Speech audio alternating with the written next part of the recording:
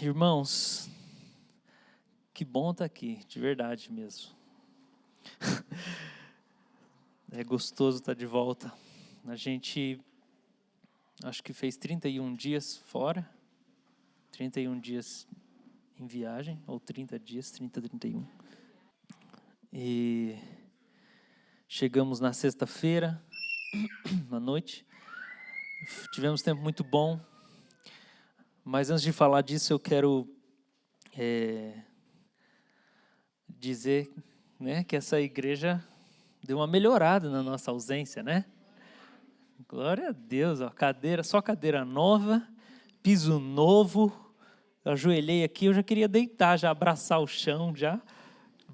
Olha isso aqui, que luxo. Pedrita está entre nós. Que coisa boa, hein? Então, quase igual a PIB agora. Quem que vai doar o lustre? Falando em PIB, nós estávamos no culto ontem lá, tinha um Mistérios do Senhor. A gente estava voltando no avião, na sexta. Vocês foram botar esse banquinho aqui, agora vai ser desse jeito. E de repente um cara começa a falar com a gente no banco de trás. E ele, vocês são crentes, falando inglês, né? E daí a gente, sim. Ele falou assim, eu vi você lendo um livro aí na tela, escrito Espírito Santo. Eu falei, Ele falou, então, eu estou indo para o Brasil, vou pregar na PIB, em outros lugares, tal, lá em Curitiba. Eu falei, a gente mora em Curitiba. Aí o cara, então, você já ouviu falar lá do Ministério One? Eu falei, sim, é o Ministério de Jovens da PIB. Ele falou, então, eu que dei a profecia para o Michel de que ia ter um ministério assim, que a esposa dele ia ter um ministério de dança na cidade, que ele ia fazer parte de um movimento de estádios. Eu falei, então, está acontecendo, né? Ele, então, é isso aí. E vocês? Não, a gente estava lá fazendo a escola assim, eu conheço. Então, eu estava no avivamento lá de Brownsville, eu fiz parte, eu era adolescente na época, tal e tal e tal. E a gente conversou um monte, o cara orou, entregou umas profecias para a gente, o pessoal no avião, shh, já eram umas 2 da manhã. E daí, eu falei assim, beleza, então, vai lá ver. Então, fomos lá ver o cara pregar ontem. E no final, né, imensidão de gente lá. No final ele falou, vou orar por todo mundo, um por um aqui. Né, tinha umas 3, 4 mil pessoas lá. E daí ele falou, aí ele contou, uma vez eu fui pregar num lugar, e daí quando acabou, tinha umas 5 mil pessoas, eu falei, eu vou orar por cada um, eu quero pôr a mão em cada um. Aí ele falou, chegou uma hora que eu estava tão cansado que o meu assistente pegava o meu braço e colocava nas pessoas, que eu não conseguia mais. E ontem a gente viu 2 pessoas levantadas da cadeira de roda lá, e na PIB. Diz a minha esposa, né, ela está chocada que foi na PIB. Que ela era batista, então... Então, assim, do começo ao fim da nossa viagem, Deus nos acompanhou com esses encontros divinos do reino mesmo. Assim, essas conexões, pessoas que entravam no nosso caminho, a gente conhecia, a gente conversava, e de repente Deus nos deu favor diante dos homens. Deus nos deu favor. Quase boa parte dos professores que a gente teve lá, profetizaram coisas específicas para nós. Eles miravam em nós. Toda a classe começou a conhecer a gente, porque eles miravam em nós e começavam assim, você é isso, isso, isso, a Maria Eugênia é isso, isso, isso. A gente gravou tudo, deve ter umas 2 horas de profecia gravada. E Deus nos deu favor diante dos homens, a gente sabia, né? Foi Deus que trouxe a gente, Deus está mostrando a gente para as pessoas, e tudo Deus foi confirmando aquilo que Ele tem para fazer no nosso meio, que a gente já tem falado, a gente já tem sonhado, desse avivamento, dessa busca, desse derramado do Espírito de Deus entre nós. E o nosso coração foi muito encorajado, muito incendiado. Nós voltamos renovados. Então nós tivemos 3 semanas de escola, né? Então chama Escola Sobrenatural. O nome do ministério é Global Awakening, é a rede. Então é Global Supernatural School of Ministry. E a gente teve aula com muita gente lá, aula sobre ouvir a voz de Deus, sobre profecia, sobre cura, sobre libertação, apologética, tivemos aula de evangelismo também, tivemos aulas sobre justiça social, um cara que luta, assim, para tirar mulheres de uma situação de miséria, de escravidão ao redor do mundo. Ele tem casas ao redor do mundo inteiro. E a gente teve várias ministrações sobre o papel da mulher nas Escrituras, que fez a gente pensar muito algumas coisas que a gente já tinha mais ou menos, só que a gente não tinha entendido. Deus foi dando, peças do quebra-cabeça para a gente, do que Ele quer. A gente sabe que muito do que a gente ouviu lá e recebeu foi visão para o futuro, porque a gente tem que construir até chegar lá, e a gente entende isso, né? Então, exemplo, ontem a gente estava lá na PIB, né? A gente sabe que esse movimento é novo, dessa busca mais do sobrenatural, do Espírito de Deus, não é uma coisa comum na PIB, para quem sabe. E está acontecendo mais no sábado, não no domingo. E daí a gente via a galera caindo no espírito, né? E aí a gente via que o povo não sabia direito lidar com aquilo. Como é que faz? O que nós fazemos? E o povo da equipe lá, os obreiros, né? Eles não sabiam interagir. Daí eu e a Maria Eugênia assim, amor, o cara não sabe pegar o povo caindo, né? Porque na escola lá, todo dia o povo caía. Então a gente treinou lá de como é que segura quando o cara cai. Você põe os dedinhos na costela aqui assim, e cuidado para não ficar estranho e tal. E daí a gente é assim, puxa vida, foi amor, mas se o povo começar a cair lá na República, vai ser a mesma coisa também. Nós não estamos treinados com o negócio. Eu não sei o que nós vamos fazer. Alguém vai cair, João, não, levanta aí. Então, a gente começou a perceber que tem muitas coisas que a gente precisa construir e preparar a nossa igreja antes da gente ver a coisa arrumadinha, se é que eu posso dizer assim. Mas eu creio que Deus está investindo em nós. Deus está investindo em nós. Então, a gente passou 3 semanas de escola, muita Bíblia, muita teologia, algumas coisas que foram muito importantes para mim, teologicamente. E a última semana a gente tirou para lazer. Então, a gente viajou, né? E viajou muito de carro. E fomos no Parque Nacional, Yosemite Park, né? Um parque nacional lá na Califórnia.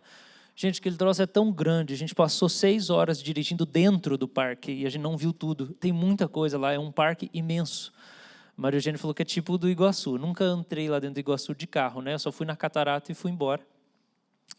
Mas depois de lá a gente subiu para São Francisco, ficou hospedado numa casa cristã, que na década, no século XIX era um ministério de cura, em que o fundador do Exército da Salvação, William Booth, ficava hospedado. Diversas vezes tinha um quadro dele lá. A gente ficou lá, dormiu lá. E daí a gente pegou a estrada no outro dia e a gente desceu pela costa da Califórnia, né, vendo a paisagem do mar, 9, 10 horas de carro até chegar em Los Angeles. Daí a gente pegou o avião, chegou em Guarulhos a gente pegou o ônibus, porque a gente não tinha passagem de avião, então a gente ficou umas 32 horas viajando, sem contar que todo dia a gente passava horas no carro. Então a gente chegou muito cansado, eu dormi 12 horas de sexta para sábado, e a gente está aqui muito feliz, animado. Mas eu queria também agradecer, especialmente o Bruno, que assumiu aí a liderança na nossa ausência, né? Na minha ausência assumiu nosso pastor aí. Vamos aplaudir o Bruno aí, gente. Nosso vice-presidente do conselho. E também presbítero Eliezer, presbítero Paulo. Cuidaram de tudo, ninguém me ligou, ninguém pediu nada para mim, nós descansamos de verdade, para valer, foi muito bom. E todo mundo, né, que cuidou, que fez tudo acontecer. Essa igreja está maravilhosa. Eu ouvi elogio de gente da igreja e de fora da igreja, falando assim, nossa, foi muito bom ir lá na igreja e ver que a igreja estava funcionando muito bem sem vocês. Né, eu fiquei sabendo que melhorou até.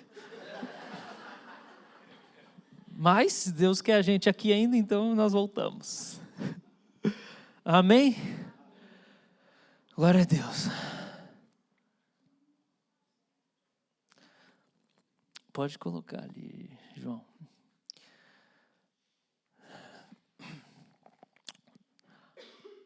Quem está sentindo a presença de Deus? Está sentindo? Amém.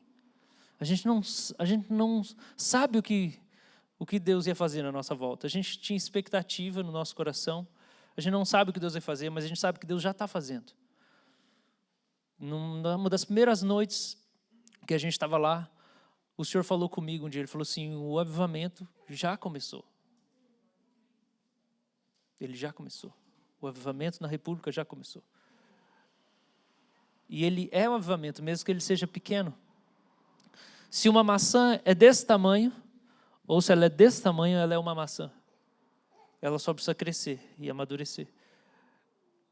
A gente não precisa esperar ver toda a maturidade e os sinais do avivamento para crer que ele já começou no nosso meio. E faz anos, faz quase 2 décadas que eu tenho orado, porque eu quero ver um avivamento. E o Senhor falou comigo, falou assim, acredita no que eu estou dizendo para você, o avivamento já começou na sua igreja. Quando eu leio os relatos da história, o avivamento ele tem momentos de maior intensidade e menos intensidade, mas ele é algo que é uma resposta de Deus ao clamor do povo. E uma das palavras que a gente recebeu, e foi desse cara que a gente encontrou no avião, foi quando ele orou por nós, ele falou assim, o Senhor está dizendo que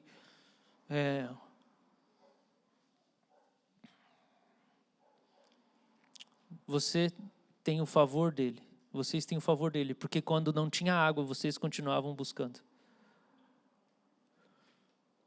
E 1 hora antes eu tinha lido um texto de Números que falava que o povo acampou em diversos lugares antes deles chegarem na Terra Prometida. E um dos lugares era o lugar que não tinha água.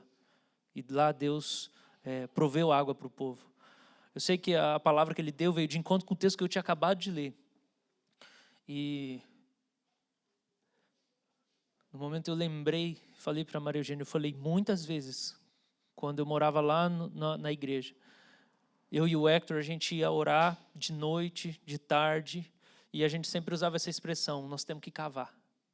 Nós temos que cavar o poço. Nós temos que cavar o poço para a gente poder achar água. Porque o profeta Eliseu disse numa determinada ocasião, assim, vocês não vão ouvir o som da água, cavem poços, que a água vai chegar. Vocês vão ter água, só que vocês precisam se preparar para vocês poderem reter água.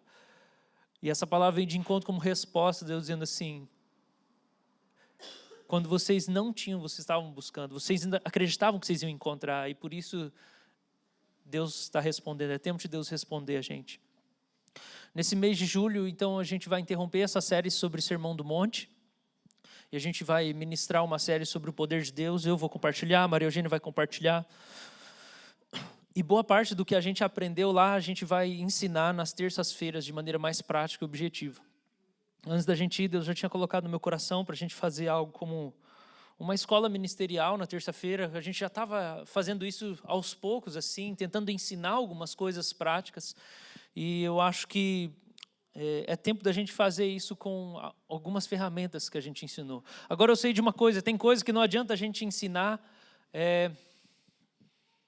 enquanto elas não começam a acontecer. Porque a gente pode ensinar as pessoas a expulsarem demônios. Se Deus não começar a trazer os demônios, os endemoniados, não adianta. Porque não vai acontecer, a gente vai ficar só na teoria. Então, ao mesmo tempo que a gente busca que Deus comece a realizar os sinais no nosso meio, a gente fica, e a gente estuda sobre isso na Escritura, a gente fica esperando Deus, quando vai começar para a gente poder praticar. Porque não depende só da gente estudar, depende de um derramar de Deus. O Espírito tem que soprar no nosso meio. Vocês estão entendendo? Não é a gente que produz, mas a gente se prepara para quando o Espírito começar a soprar, a gente está, como o Hernandes Dias Lopes fala, com a vela do barco aberta, porque daí a gente pega o vento. A gente não manda no vento, mas a gente tem que estar com a vela pronta. Quando o vento soprar, a gente vai poder ir na velocidade do vento. Vocês estão entendendo? E quando o vento sopra, a pior coisa que você pode fazer é usar o remo, o leme. O leme ou o remo? É a mesma coisa? Não. O que é o leme? É o volante? O timão? O remo. Nossa, eu ganhei um skate lá no meio da viagem, né? E daí, quando a gente estava voltando na imigração aqui no Brasil, o skate estava por cima, fui trazendo ele no caminho, aí estava por cima da mala, assim. Aí estava passando todo mundo, né? E daí a mulher olha para nós, assim, a Maria Eugênia, e a gente fala assim, vocês podem ir, que é para ir na revisão de pertence lá da Polícia Federal, né? Aí só nós, ninguém mais. Nós saímos, ela falou assim, viu esse skate, falou, maconheiro, passou lá na Califórnia, pegou a maconha e pôs na bolsa. Ai, remo. Então, quando o vento está soprando na vela, e o navio está com alta velocidade, a pior coisa que você pode fazer é usar o remo, porque você vai diminuir a velocidade do navio. Porque o remo não consegue alcançar a velocidade do vento da vela. Entende? Faz sentido? Tipo assim, você está no ponto morto, o carro está a 120 por hora, se você engatar a marcha, ele vai diminuir. E a marcha, o remo, ele significa força humana, porque o remo é a gente fazendo. Isso quer dizer que existe um tempo nessa caminhada nossa, nessa busca por mais de Deus, que a gente faz força, mas tem uma hora que a gente não faz mais força porque Ele veio. Assim como a glória encheu o templo de Salomão e os 120 sacerdotes que estavam lá não fizeram mais nada porque Deus veio. Isso quer dizer que um dos sinais do avivamento no nosso meio é que a gente não vai fazer tanta força para as coisas acontecerem. E a gente precisa aprender a virar a chavinha de não fazer força. Porque às vezes a gente pode... Isso já aconteceu, eu lembro de uma vez eu estava numa conferência. E daí o pastor estava assim, Deus, vem aqui, abre o céu. E Deus já estava lá. E tipo, eu e o meu amigo estavam assim, cara, não tem nada a ver essa oração desse cara. Deus já está aqui, a gente já está sentindo toda essa glória. Ele está clamando como se Deus não estivesse aqui. Porque ele não percebeu que Deus já respondeu a oração. Então a gente precisa saber virar essa chavinha. Porque, gente, deixa eu só dizer uma coisa. A gente recebeu tanta coisa em 3 semanas, a gente leu tanto Bíblia, estudou tanto texto, ouviu tanta palavra, que não vai ser proveitoso se eu não compartilhar as coisas que estão no coração. Tem muita Bíblia depositada, tem muita reflexão, muita sabedoria. Então, assim, eu não vou fazer exposição de texto nesse mês. Vou usar a Bíblia, vou citar a Bíblia, mas eu não vou fazer exposição como a gente está fazendo de Mateus, tá bom? Eu vou compartilhar sabedoria, entendimento, iluminação que Deus tem dado, e você pega isso e põe no seu coração, retém o que é bom, e assim nós vamos caminhar, ok?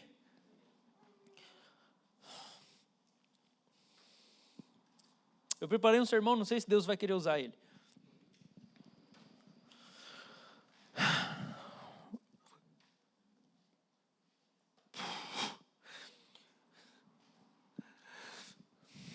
Ontem no apelo, teve um apelo lá na frente, na PIB, no culto, e daí o cara que estava pregando, né, o Scott Lee, ele virou para um menino que estava assim, ó, e daí ele estava orando, e daí ele entregou só para esse menino, ó, falou assim, ó, Deus está te chamando para ser um pregador, larga os seus amigos e vai.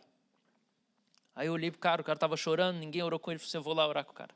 Aí comecei a orar com ele, Deus, dá coragem para ele tomar as decisões, para ele pagar o preço que ele tem que pagar para responder o chamado e tal.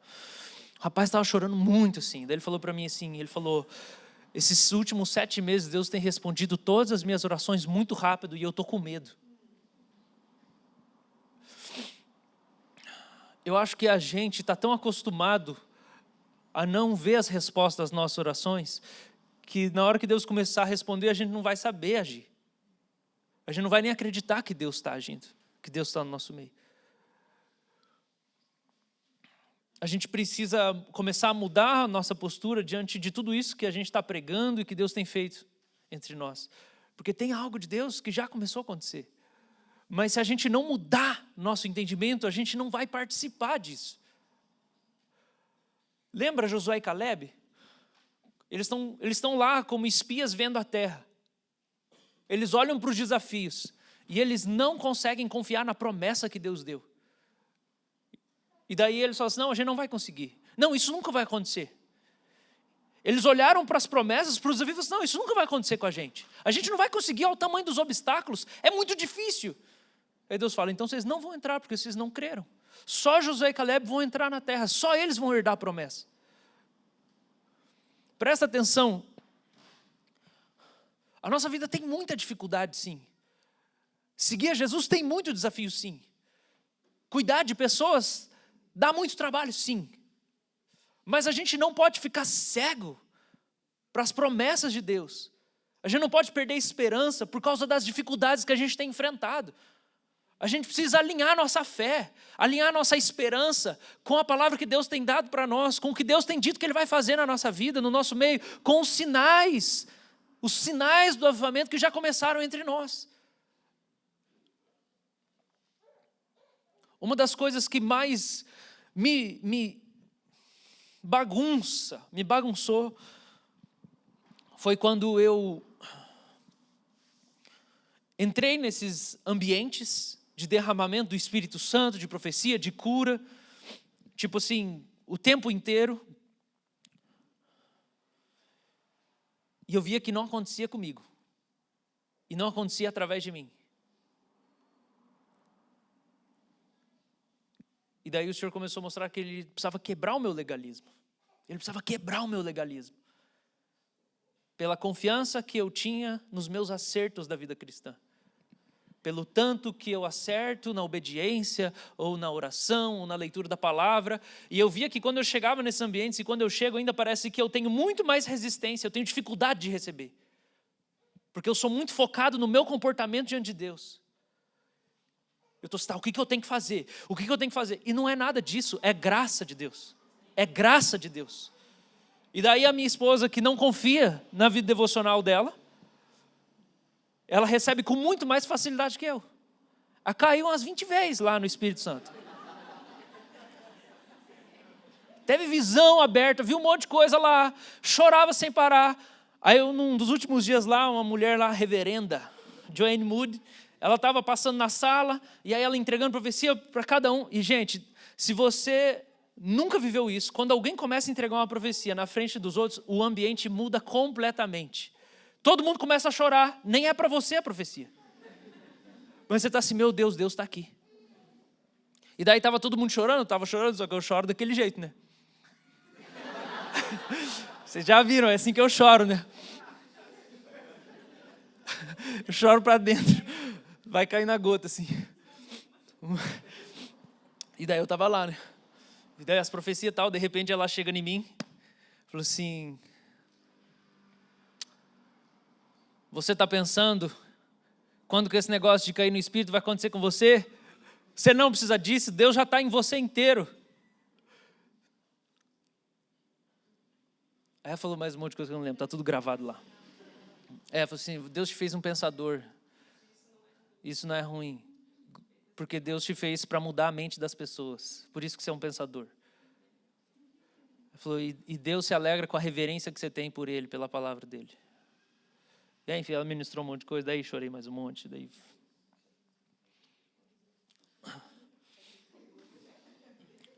Caiu, né? Caiu a lágrima grossa, assim.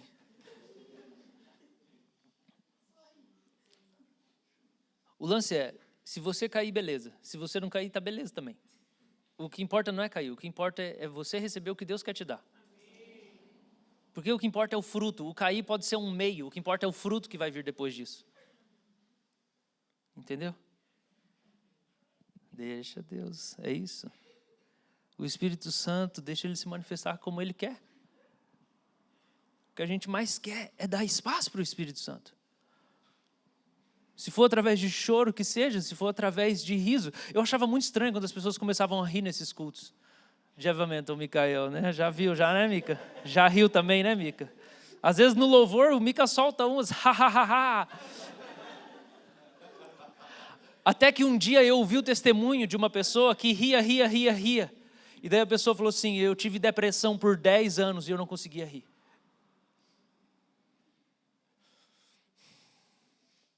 Eu falei, ô Senhor, eu não sei o que eu estou julgando, eu não conheço o coração das pessoas. O milagre daquela pessoa é que ela estava rindo sem parar, depois de 10 anos de depressão.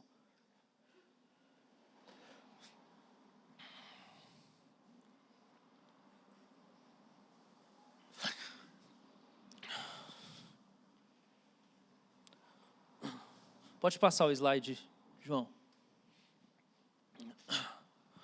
A mensagem que eu queria trazer para nós hoje é simplesmente essa. 1 Tessalonicenses 5,19, não apague o espírito. Vencendo o medo do poder de Deus.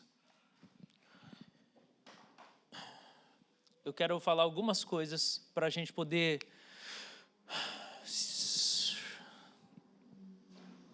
se preparar para receber de Deus. Primeira coisa que eu queria falar é que ninguém apaga o espírito por querer. Eu acho que ninguém apaga o Espírito Santo porque quer. Não faz sentido. Ninguém coloca na agenda assim, ó, na minha disciplina espiritual, eu tenho oração, leitura bíblica e apagar o espírito. Eu preciso todo dia dar uma apagada no espírito. Nenhum discípulo de Jesus quer apagar o espírito. Nenhum filho de Deus quer apagar o espírito. Por que Paulo fala para a gente não apagar o espírito? Eu quero... Pode passar já para o próximo. Eu queria que a gente refletisse um pouco nas manifestações do Espírito que são mais aceitas no meio da igreja. As manifestações mais aceitas do Espírito Santo são, em primeiro lugar, um sentimento de paz.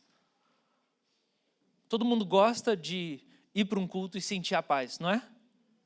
Você nem pensa nisso, talvez. Nunca parou para pensar, mas isso é uma manifestação do Espírito Santo em você.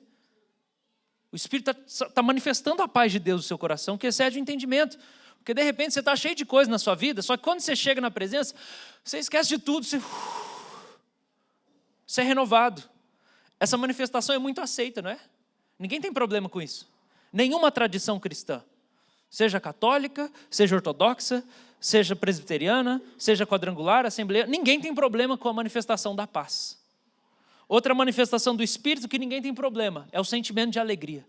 Alegria na presença de Deus. Já saiu renovado da presença de Deus? Feliz? Você, nossa, eu estou feliz. Eu estou leve. Ninguém tem problema com isso também. É o Espírito de Deus se manifestando em você. Quando você sai com algum sentimento de alegria da presença dele. Seja do momento de louvor, seja na devocional na sua casa, um louvor que você coloca no seu carro ou um culto. Um sentimento de pesar pelo pecado. Porque a gente precisa... deixar de praticar o pecado. Então a gente precisa sentir um tipo de desprezo por ele. Ninguém tem problema com essa manifestação do Espírito também. Certo? Na verdade a gente pede isso, não é? Senhor, me ajuda a odiar o meu pecado. A gente só faz isso quando o Espírito Santo dá isso para nós. Ninguém consegue. Isso não é uma manipulação psicológica. Isso é uma obra interna do Espírito no coração. O Espírito Santo vem e de repente você se arrepende. Me perdoa, Senhor. E você vai lá e pede perdão. Não tem coisa mais difícil para a gente do que reconhecer que a gente errou e ir lá e pedir perdão para alguém. Oh, me perdoa porque eu falei isso. Ou então ir para Deus. Isso é uma manifestação do Espírito que é aceita. E a ousadia para obedecer a Deus. Isso também é muito louvado. Quando alguém chega assim, não, Deus mandou terminar esse namoro. Todo mundo diz, nossa, que massa. Deus mandou eu mudar de emprego. Daí você deixa as coisas para você fazer alguma coisa que Deus colocou no seu coração. Isso requer ousadia da sua parte. Ninguém tem problema com isso também. Mesmo que talvez se você é próximo da pessoa, isso vai te afetar, você não vai gostar, né? Porque às vezes você está envolvido na situação e a pessoa, para obedecer a Deus, vai ter que te chatear. Mas quando alguém ouve a história, todo mundo pensa, nossa, que demais. Quando a gente ouve o testemunho de gente que teve coragem de obedecer a Deus, isso é uma manifestação do Espírito. O Espírito é que nos dá força para obedecer. Ele que escreve a palavra de Deus no nosso coração.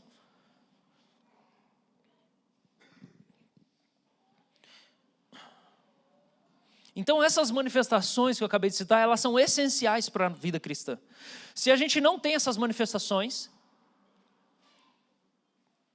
primeiro, ninguém vai querer ser cristão. Ninguém vai querer o nosso Jesus. Porque se você não tem alegria, se você não tem paz, para que alguém vai querer o seu Deus, se ele não faz diferença nenhuma na sua vida? Você é triste, você não tem ânimo para nada, você não ama seu Deus, como que a sua religião ou a sua fé, como que isso vai inspirar alguém? Você não vai conseguir evangelizar ninguém se você não tem essas manifestações do Espírito, minimamente pelo menos, certo? Isso é essencial. E segundo, nem você mais vai ser crente. Porque se você não tem paz, você vai parar de buscar Deus. Se você não tem alegria em Deus, você também não vai querer mais Deus. E você vai começar a duvidar e você vai largar a fé.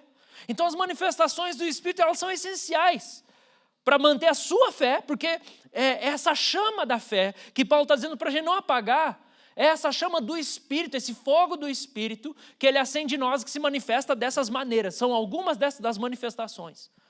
O apóstolo fala que o reino de Deus é paz, justiça e alegria no Espírito Santo. Então paz, justiça, que é a vida de santidade, obediência, e alegria no Espírito Santo. Esse é o reino de Deus.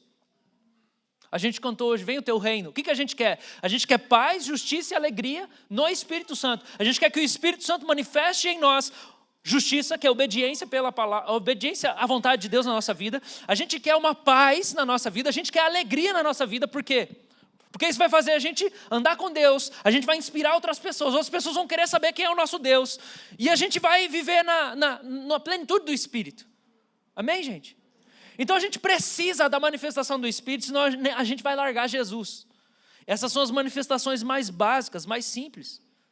Se a gente apagar o Espírito, na nossa vida cristã, ela vai ser marcada por ausência de alegria, a gente vai ser apático com Deus.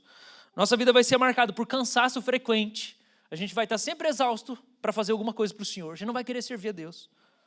A gente vai ter derrota diante dos problemas pessoais, a gente vai ver prostrado. Está faltando dinheiro. Você vai entrar num buraco porque está faltando dinheiro. Porque você não tem fé. Porque a chama do Espírito não está acesa em você. Alguém ficou doente na sua família, você vai ficar destruído. Por quê? Porque não tem manifestação do Espírito em você para te fazer superar os desafios da vida.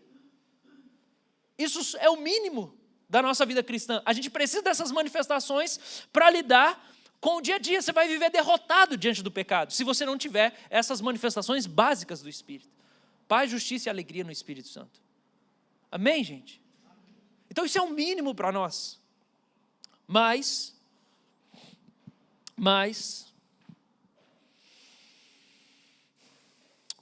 o apóstolo Paulo dá talvez o que seja a ordem mais importante nas suas cartas, que é: encham-se do Espírito Santo. O Espírito Santo é o próprio Deus. Ele é o próprio Deus. Jesus não está aqui fisicamente. Ele deu o Espírito Santo. O Espírito Santo é o substituto de Jesus. Quando Jesus sentou no trono, ele enviou o Espírito Santo para a igreja. O Espírito é Deus. Só que a gente tem medo do Espírito Santo. Por isso que a gente apaga ele. A gente tem medo do poder de Deus. A gente tem medo do que o Espírito Santo pode ou não pode fazer, o que ele não dá conta de fazer na nossa vida.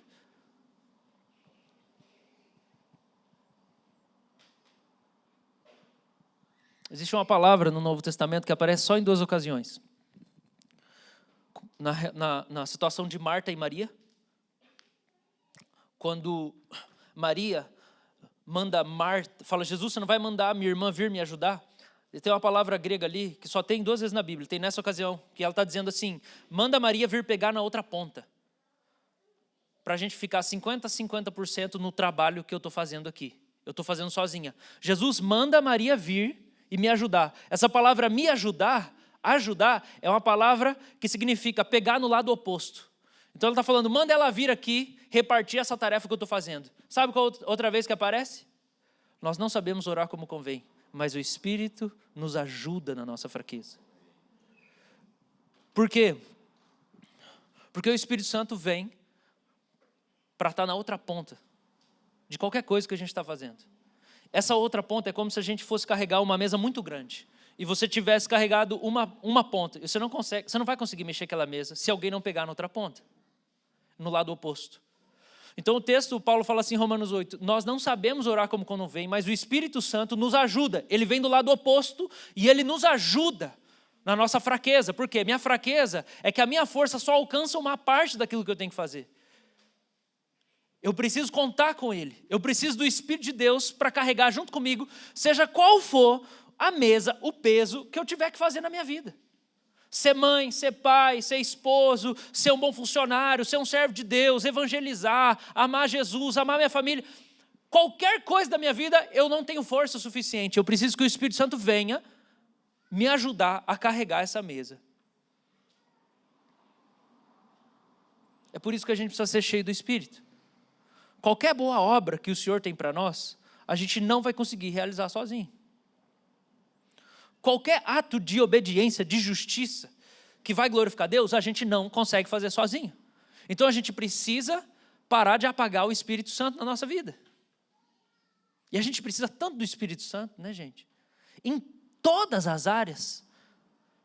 Em todas as áreas. Queria tanto que Deus mostrasse isso nessa manhã para nós, que tem áreas da nossa vida que podem ser mudadas, que podem glorificar mais a Deus. Tem áreas da sua vida que podem glorificar mais a Deus hoje, na configuração de hoje.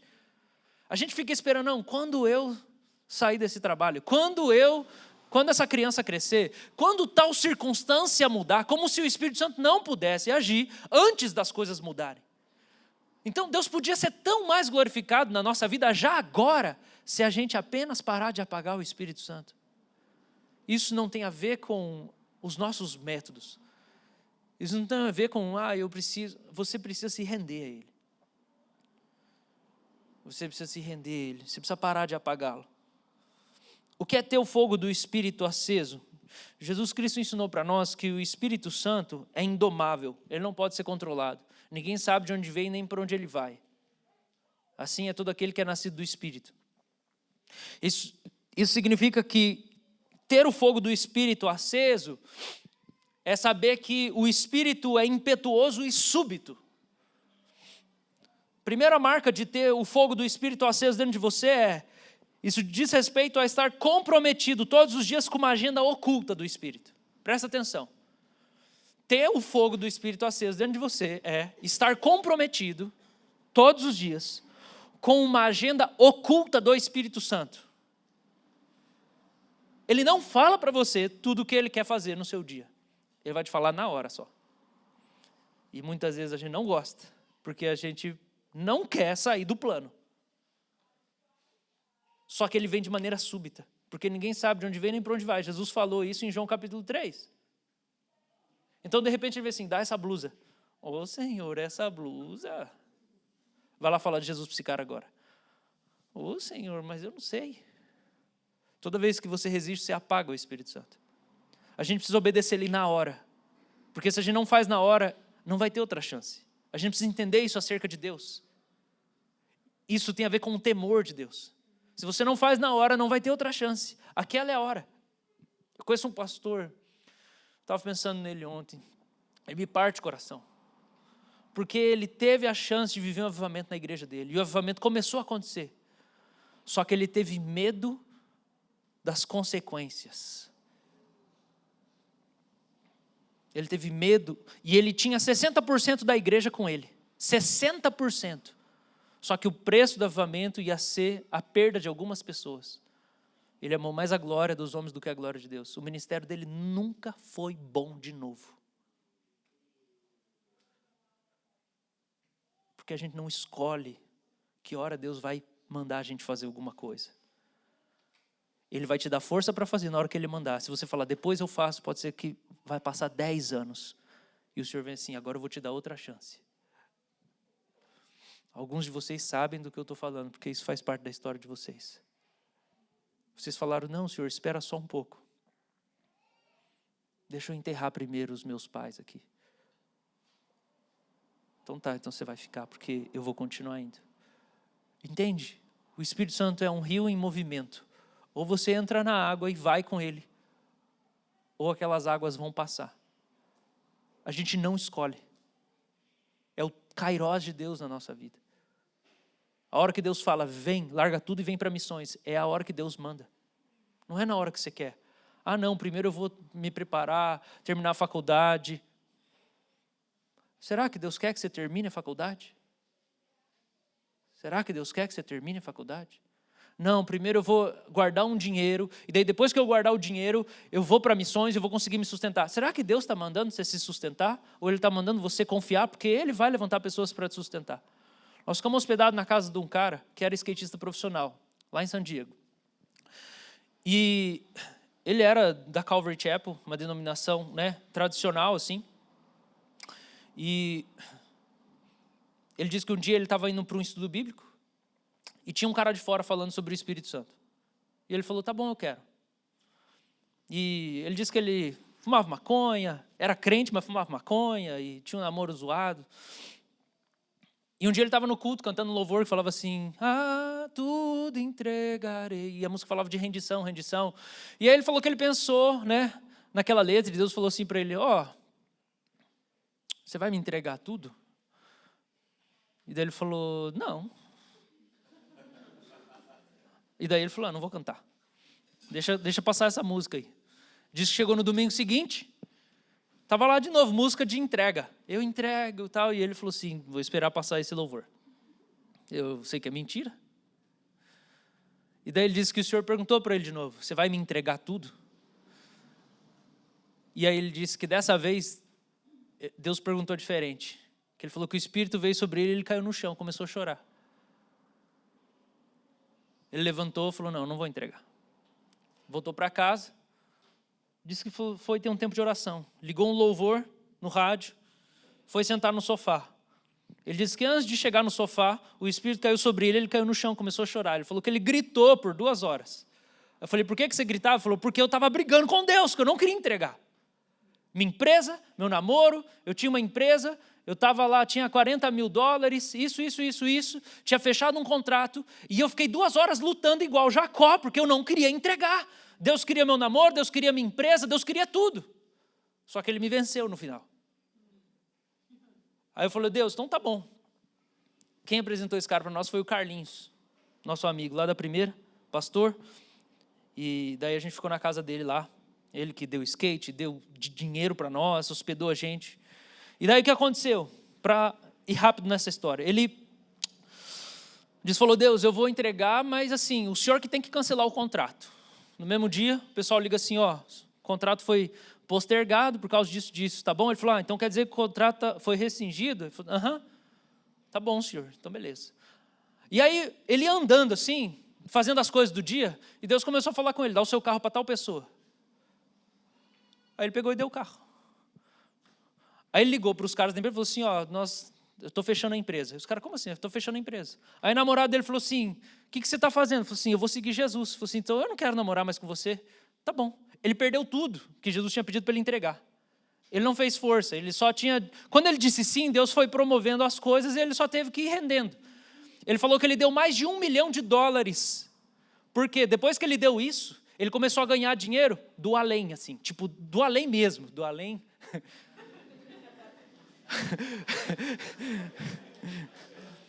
Do nada, do céu.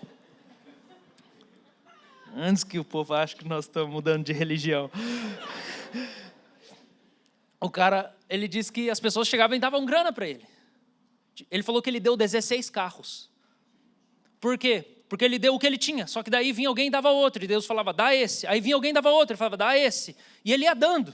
Ele não tinha $1 milhão, só que ele ganhou tanto dinheiro, Deus falava, dá embora, e ele ia dando dinheiro. Ele falou, eu já dei mais de $1 milhão. Ele era skatista profissional, Deus abriu as portas, ele viajou por 25 países. Ele falou que teve 1 ano fazendo evangelismo.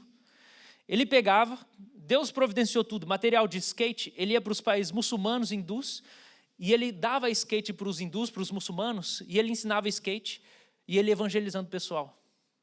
Ele falou que ele teve 1 ano que ele não passou 7 dias em uma só cidade. Daí um dia ele foi... Está na hora de eu acabar a pregação. Mais um pouquinho, senhor. Aí um dia ele foi para Mianmar, estava fazendo um trabalho, no orfanato, Deus falou assim, essa aqui é sua esposa. Aí ele, como assim, senhor? Essa aqui é sua esposa. Ele falou, não, eu não quero casar. Ele tinha sido machucado no relacionamento. Ele falou, senhor, então o senhor vai ter que fazer uma cirurgia no meu coração. Aí ele falou que naquele momento o senhor veio e ministrou ele. Ele se prostrou, chorou um monte. Ele falou, tá bom, senhor. Então o senhor vai ter que fazer. Aí o cara que era o líder do orfanato virou para ele e falou assim, acho que você devia casar com essa menina. Por quê? Ele falou assim, por que você vai casar com ela? Ela nem falava inglês. Encurtar a história, ele chegou e falou para ela assim, você casar comigo?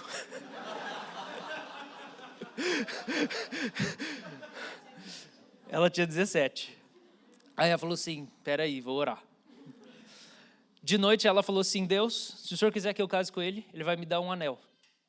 Só que lá na cultura, lá em Mianmar, diz que isso não é o jeito que as pessoas pedem em casamento. E eles não têm acesso a filme. Não tem Hollywood legendado na língua do dialeto dela. Tem 12 dialetos lá, da qual ela, na nação. Então assim, ela nunca viu isso, ela só falou, ele vai ter que me dar um anel. No outro dia ele chegou, deu um anel que a mãe dele tinha dado, falou assim, ela, tá bom, vou casar.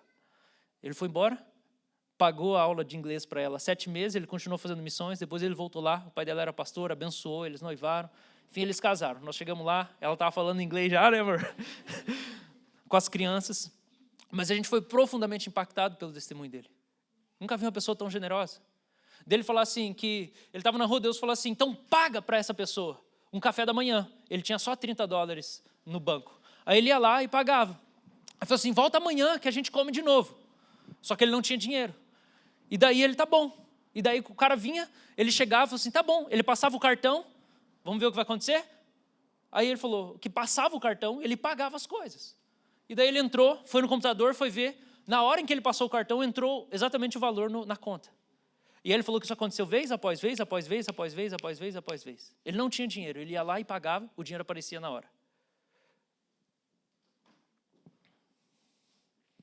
Por que eu estou falando desse cara? Porque o Senhor quer tudo de nós. E a gente acha que Deus não está pronto para responder às nossas orações. Mas Ele está pronto. E a gente não pode apagar o Espírito.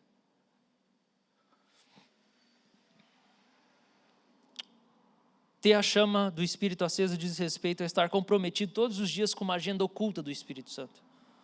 Ele vai mandar você sair mais cedo do trabalho, dar dinheiro para pessoas aleatórias, esperar e não resolver com suas próprias mãos. Em segundo lugar, permitir-se agir pela liderança do Espírito e não pela razão humana. Ter a chama dentro de você do Espírito é você permitir-se agir pela liderança dele. Como que o Espírito Santo fala com a gente? Como ele manda a gente fazer coisas? É um versículo conhecido que vem na sua mente. Do nada. É a voz do Espírito Santo. Tem pessoas aqui na nossa igreja que fluem mais no dom de profecia, pela graça de Deus, e que são muito certeiras. Uma delas é a Marie. Quando ela chegou na igreja, um dia ela chamou a Maria Eugênia para tomar um café. Daí ela sentou e falou tudo que a Maria Eugênia estava vivendo. Elas tinham acabado de se conhecer. Se você perguntar para a Marie como que ela sabia dessas coisas, ela não vai falar que ela teve uma visão, um êxtase, que ela levitou. Foram impressões que vieram na mente dela e ela sabia, o Senhor está falando comigo. Como que o Espírito Santo fala com a gente, para a gente não apagar ele? São impressões que vêm, um versículo que vem, um sentimento de amor por alguém que você acha que é coisa da sua cabeça e que você precisa ter coragem de deixar isso se manifestar através de você. Você fica pensando em alguém, vai conversar com essa pessoa. Apagar o Espírito diz respeito a você querer fazer coisas só que fazem sentido.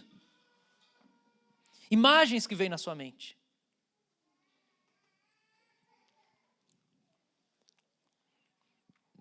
Isaías 59, 21 descreve a nova aliança. Ele diz assim, quanto a mim, essa é a minha aliança com eles, diz o Senhor. O meu Espírito que está em você e as minhas palavras que pus em sua boca não se afastarão dela, nem da boca dos seus filhos e dos descendentes deles, desde agora e para sempre, diz o Senhor. Então a nova aliança é, a palavra vai estar na nossa boca. Deus vai dar a palavra para nós. A nova aliança diz respeito a você ouvir a voz de Deus e estar falando ela.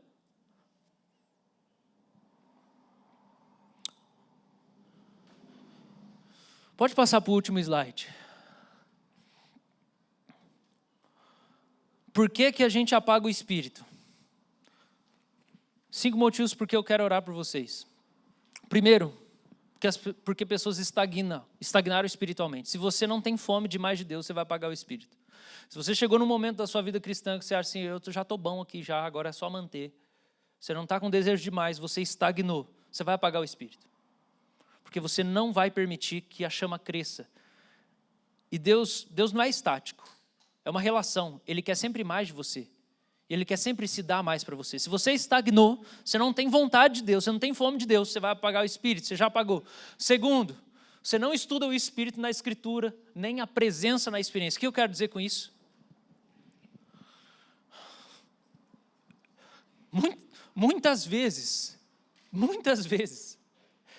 eu li Atos dos Apóstolos e eu vi a descrição dos apóstolos chegando, impondo as mãos sobre as pessoas e elas recebendo o Espírito Santo. E eu falei, Senhor, por que o Senhor não faz isso? Por que o Senhor não faz isso? Eu não quero ser Apolo. Atos fala que Apolo era muito eloquente na sua pregação.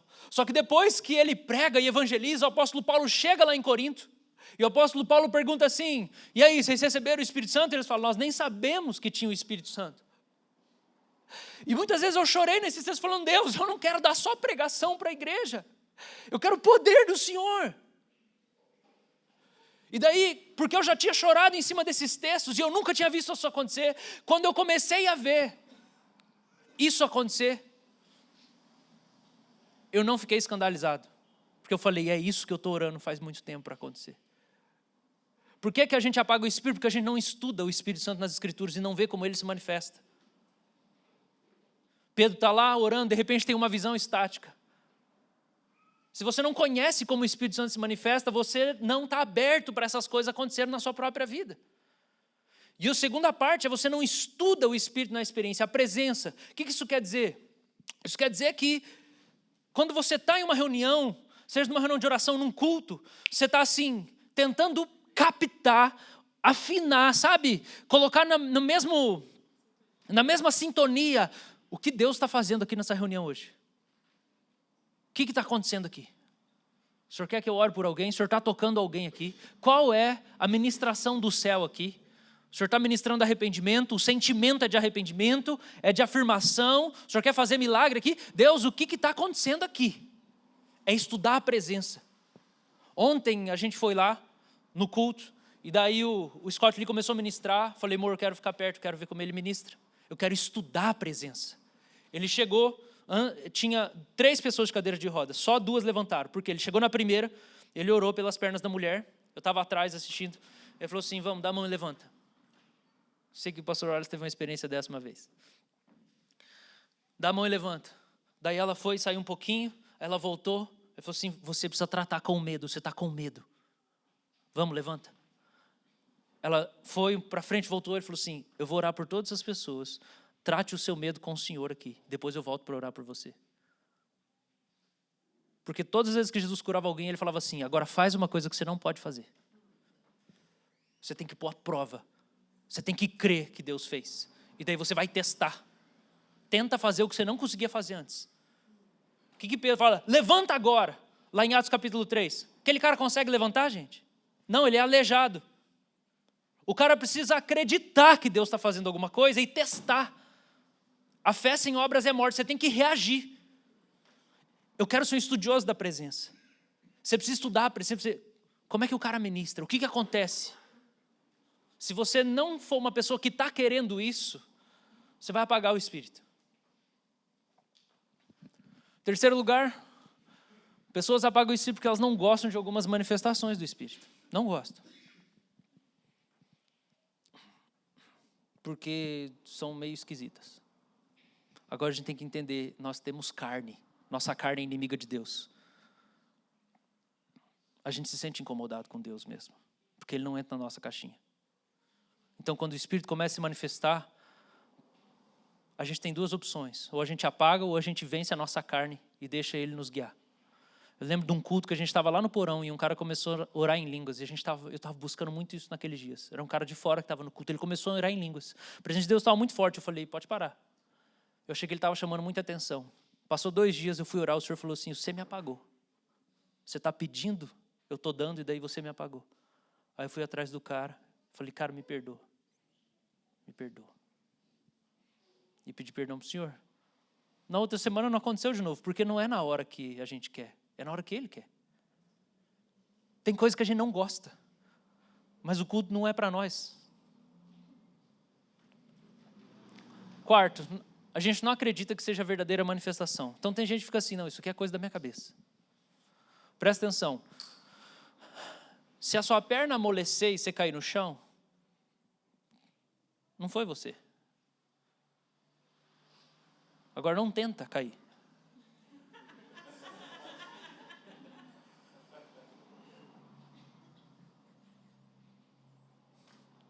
Não é coisa da sua cabeça.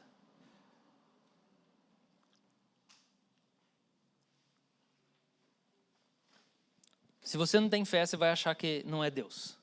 Em último lugar, as pessoas amam muito as suas vidas como elas estão organizadas. Daí elas vão apagar o Espírito, porque o Espírito é impetuoso. Eu quero finalizar contando 3 maneiras que o Espírito foi apagado, em 3 situações. Primeira foi num culto, no avivamento de Brownsville. Já falei sobre esse avivamento. Steve Hill, filho do Ravenhill, Leonard Ravenhill, estava lá pregando. E ele fala que num dos cultos, já era 1h. Ele fala que ele estava muito cansado. E ele falou assim, eu estava na carne. Já viu um pregador do avivamento na carne? Ele fala, eu estava na carne. A gente estava no momento de oração, era 1h. O culto começou às 7. E ele fala, eu ouvi 2 meninas choramingando. 2 meninas. E elas estavam... no momento em que estava tendo alguma ministração. E ele falou, eu sei o que é isso. Isso é intercessão do Espírito. Isso já tinha acontecido muitas vezes. O Espírito vem e a pessoa começa a chorar. Mas eu fiquei irritado. Eu não gostei daquilo. Eu fui para os diáconos e falei para os diáconos, tira essas meninas e bota elas em outra sala. Os diáconos pegaram. Estava incomodando o culto dele. Começaram a tirar as meninas. Ele falou que o Espírito Santo falou para ele assim, o que você pensa que você está fazendo? O temor do Senhor veio sobre ele. Ele foi até os diáconos. E na hora que ele chegou, o Espírito falou assim, eu estou sobre elas. Coloca elas no centro do púlpito. 2 meninas choramingando. Ele fala que quando os diáconos colocaram as meninas no centro do púlpito, o Espírito caiu na igreja inteira e eles viram os milagres mais extraordinários daquela semana. Irmãos, muitas vezes o que nos incomoda é o que Deus quer que seja o centro do culto. É uma pessoa gritando, é uma pessoa orando em línguas, é uma pessoa isso, é uma pessoa choramingando, é uma pessoa rindo. O culto é dele. O culto é dele. A gente precisa perder esse controle. Porque enquanto a gente for controlar, vai ser desse jeito mesquinho nosso. Segunda maneira que o Espírito foi apagado. Numa igreja. Alguns de vocês sabem disso. Uma igreja presbiteriana estava buscando avivamento. De repente, o Espírito de Deus começou a se manifestar em alguns adolescentes durante o culto. Eles começaram a orar em línguas, começaram a ter visões. Os presbíteros falaram para os diáconos colocar as pessoas em outra sala. Exatamente igual nessa situação. Agora presta atenção, gente. Nós estamos pedindo para Deus vir. Quando Deus vem, Ele vem do jeito que Ele quer. Pode não ser na pregação. Pode ser que Deus venha hoje sobre o Gil. E o Espírito começa a se manifestar nele. Ele escolhe como Ele vai liberar a presença dEle. O que aconteceu foi que o avivamento acabou naquela igreja. E algumas das pessoas que eu sei que estavam passando por aquilo hoje se desviaram. Nem crente mais são. Quando eu estive na casa do Adriel, lá nos Estados Unidos, ele é um brasileiro que foi diácono de uma igreja presbiteriana lá. Igreja presbiteriana brasileira nos Estados Unidos tem gente toda denominação, né? Que é uma mistureba, então às vezes só pela língua o povo prefere estar numa denominação que não é a sua. E aí ele fala que os jovens foram para um retiro. E soberanamente, eles não estavam buscando, o Espírito de Deus derramou nos adolescentes lá. E os adolescentes estavam lá, clamando no fogo, e orando em línguas, e gritando, e buscando Deus. E eles voltaram para o culto domingo à noite. E aquela coisa, eles estavam descalços, e pularam no louvor, e tal. Mais vivo que todo mundo na igreja. Incomodou. O Adriel falou que ele fazia parte. Hoje o Adriel está numa igreja pentecostal. Ele falou, eu não entendi o que estava acontecendo. O nosso zelo como liderança. A gente pensou, nós temos que tirar porque tem excesso. Sabe o que a gente fez? A gente tirou o trigo junto com o joio e nós apagamos o espírito.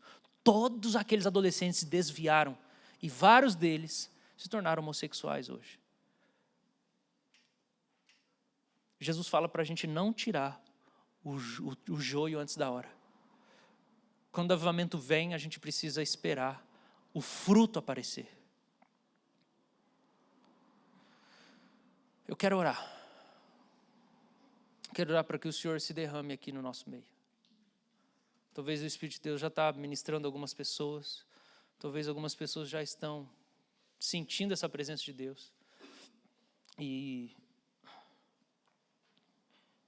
nós vamos ter ceia na semana que vem. Eu não quis ter ceia hoje. Porque eu tenho uma expectativa do que Deus tem para fazer no nosso meio. Eu não sei o que Deus vai fazer. Eu não sei quem Deus vai tocar.